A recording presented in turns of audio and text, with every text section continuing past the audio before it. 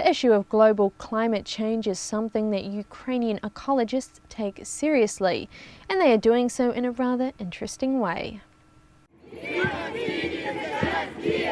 The parade is marching down the central street of Kiev.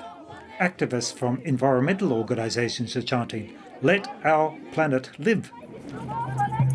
On the Day of International Climate Protection, they're calling for the reduction of global carbon footprints.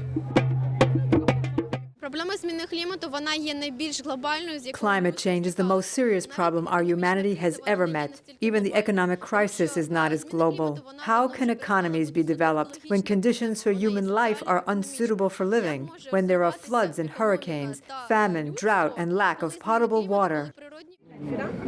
Some activists are dressed in white bear costumes.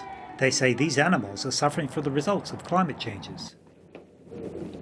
They always lived in snow and ice, and now there will be land and grass. According to ecologists, one of the main causes of climate changing is carbon dioxide emissions. Scientists estimate that the concentration of atmospheric CO2 should not exceed 350 parts per million, but is already around 390 parts per million. We have already exceeded this concentration. Now our task is to inform the public and world leaders that we need urgently to go back to point 350. Today, similar action is taking place all over the world. People communicate through the site 350.org and report on what activities they are planning to hold in their regions. Donetsk activists wrote us and said, "We'll get on the roof of the house and draw a big symbol, 350, that will be visible from space." Activists say that everyone can reduce air pollution.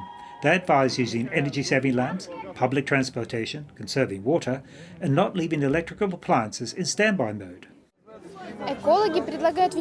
Ecologists are encouraged to contribute to the environment protection right here. Anyone can create and attach this figure, a symbol of renewable energy.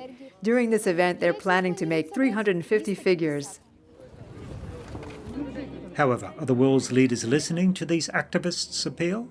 We will have an answer when the December 2009 UN summit in Copenhagen releases the results of the adoption of a new climate change agreement calling for global emissions reduction by 2020. NTD, Kiev, Ukraine.